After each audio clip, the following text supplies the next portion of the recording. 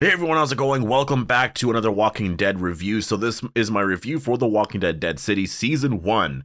I really wanted to sort of do an actual review of the entire season, and the finale is airing tonight, so I figured that I'd post it today. After this, I do actually have a Season 2 video where I do go into some predictions for the season and discuss when that season could come out, and some of the storylines that could actually, start in Season 2. And I actually do think I pretty much have it, and a lot of it is connected to the Marshal, actually, and what he actually said in the finale. I think a lot of that honestly causes a lot of problems, and I do think I could see exactly where we're going here, at least in the first like 2 episodes or something anyway. So yeah, that video is coming out later on today. So I actually wanted to mention that I do have a podcast out now. It's called the Empty Minds Podcast. The first episode will be released tomorrow, and then I think we have 4 more episodes after that already recorded. I think one needs to be edited. We might be releasing a bunch of them over the next week or two, to be honest, because we kind of want to be caught up and have the schedule be like we record Saturdays and release them every Monday. Just because, we have a bunch of them right now that we could just literally just sit on and release, and always be a month ahead. But the problem with that is that if there's current news or there's a movie that we want to watch or something like that, like we kind of want to be,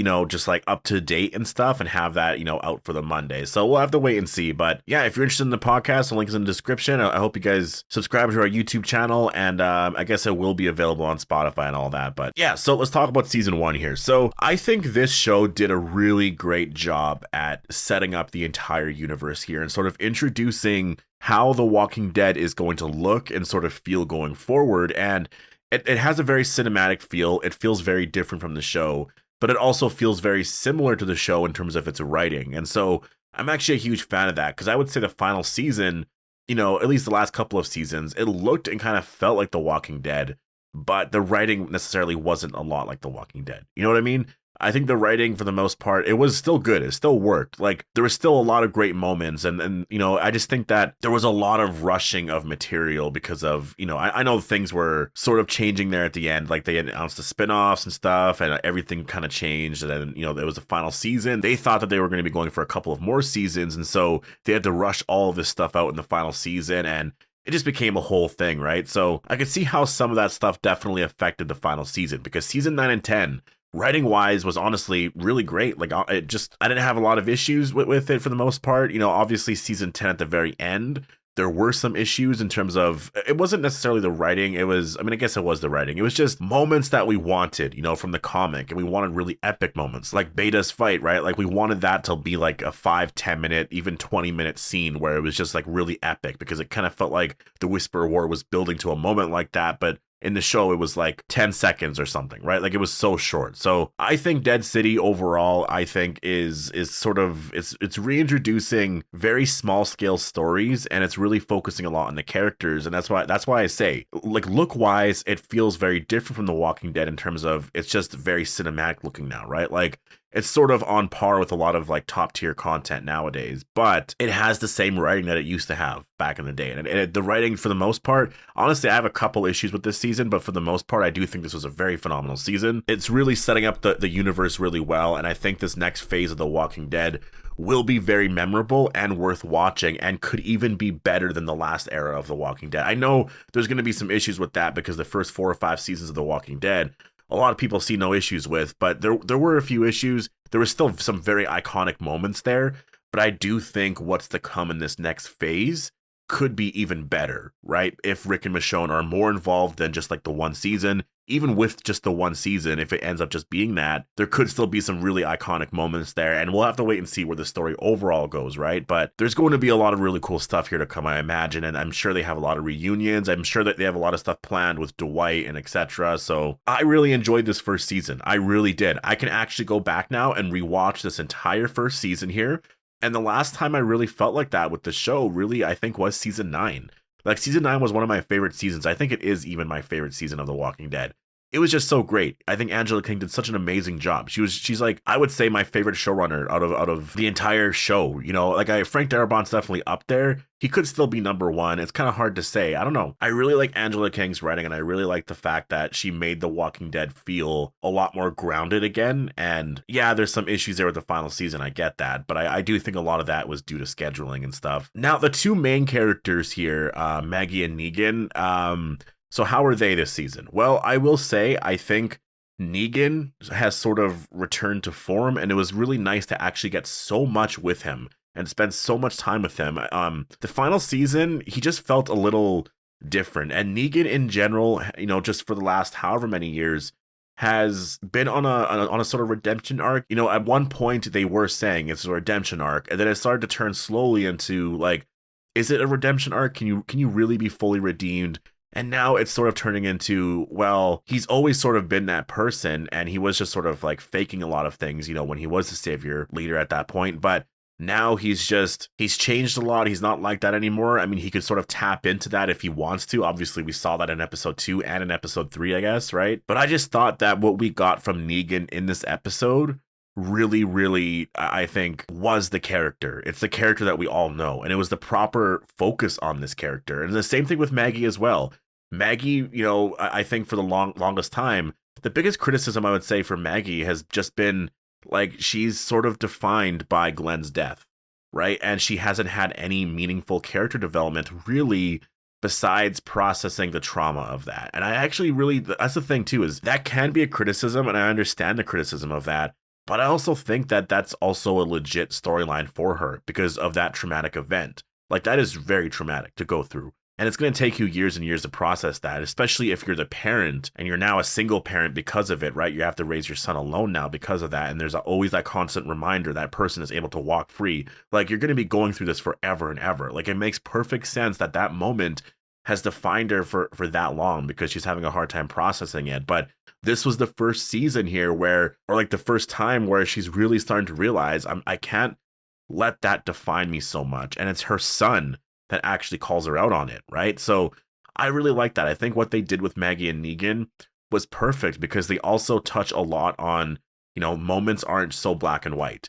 There's a lot of like gray area, and the world is mostly gray. That's probably just what it is, And in this season, I would say Maggie felt a lot more like the villain than Negan did, right? Which is kind of interesting. So they put the characters in very interesting spots, and I think did a lot more character development than those characters have really gotten in years. In terms of all the newer characters, the Dama obviously was just more recently introduced. We don't know a lot about her, so I can't really say too much about her, but she seems like a cool character. So we'll have to wait and see where that goes for season 2. I imagine they'll expand a lot more on her. We'll learn a lot more about her backstory.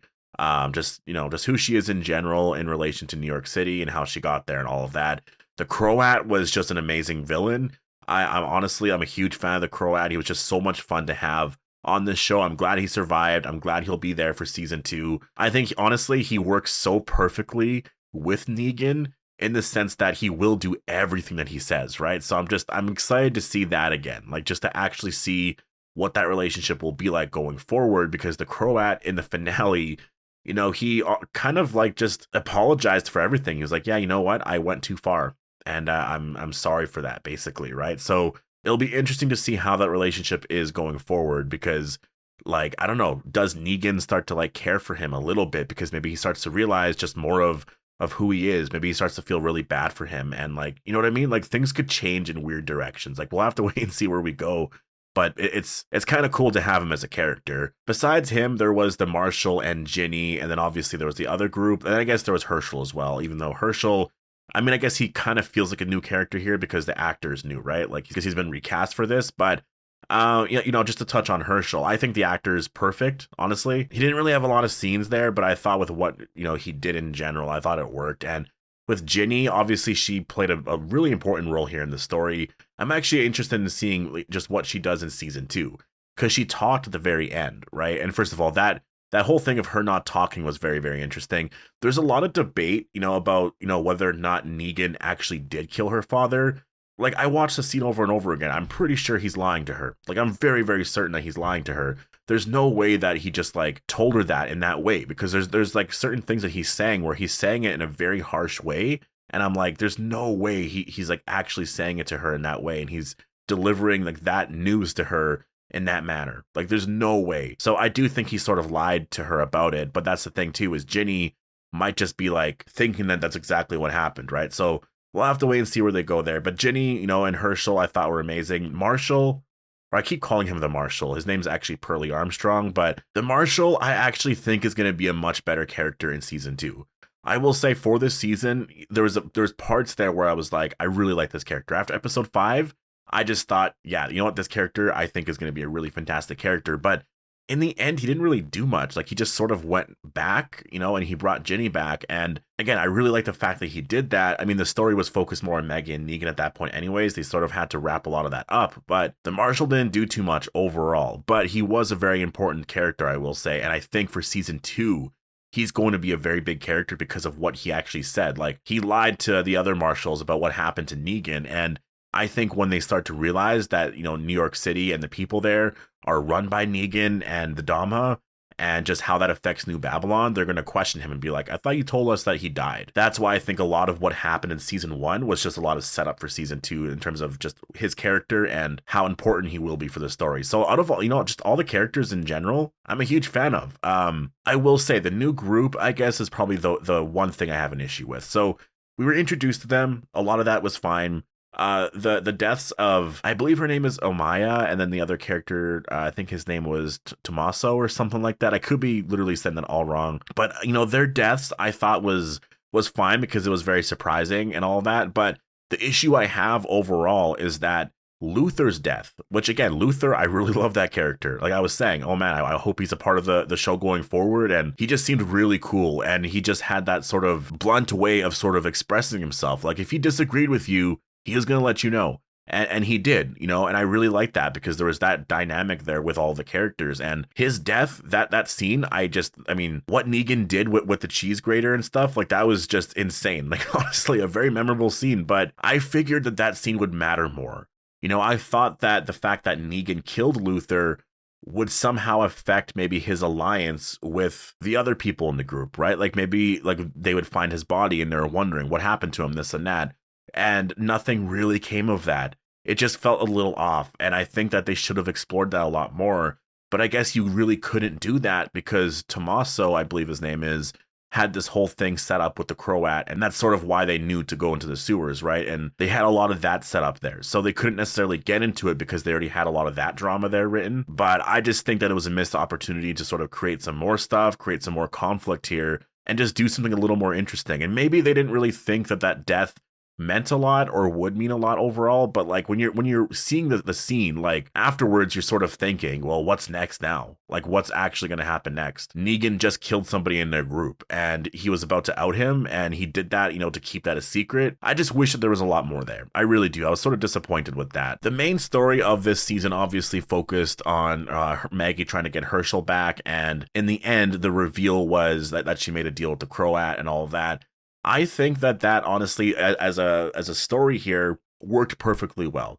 I think it was a great first season story, and it was a very simple story that caused a lot of drama, and it was perfect for those two characters, and I can see why they chose these two characters to do a spinoff with, because there's a lot that you're able to do with Maggie and Negan, right? Negan by himself and just giving him a spinoff, it would just be like, well, who could you introduce here to cause a lot more drama? Maggie. And vice versa, right? If we had a Maggie spinoff, then what could you do next, right? To cause a lot of drama? Well, introduce Negan on the show, right? So like, I get why they got the two characters together. I do get it. Just from a writer's perspective, I totally get it. I think the finale worked really well as a finale. I think a lot of the penultimate episode was definitely the bigger episode in terms of action and stuff like that. Episode 4 did have some of it. It definitely, I had issues with that, like I talked about in my rankings video yesterday, and I guess in my review of that episode.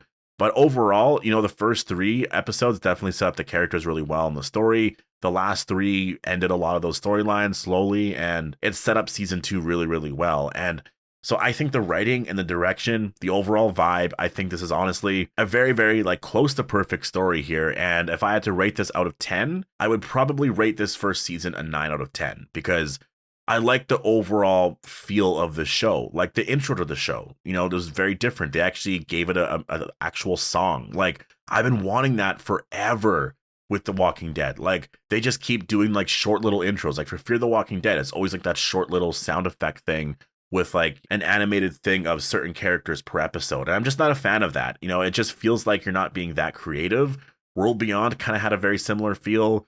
Tales of the Walking Dead, I'm pretty sure it was the exact same thing, actually. They just had a very just short intro kind of thing. And again, I'm not a fan of that. I want the longer intros to sort of set the tone for the show. And Dead City, you know, the theme song, I can remember the theme song. I can hear it playing in my head right now. So I can't wait to see how the intro changes for season 2. That's what's kind of exciting about it, is that it's likely going to change, you know, every season. And yeah, again, I would rate this season a 9 out of 10. So overall, yeah, really great season. Definitely post all your thoughts down below. Hope you guys all enjoyed the video, and I'll see you guys in the next one.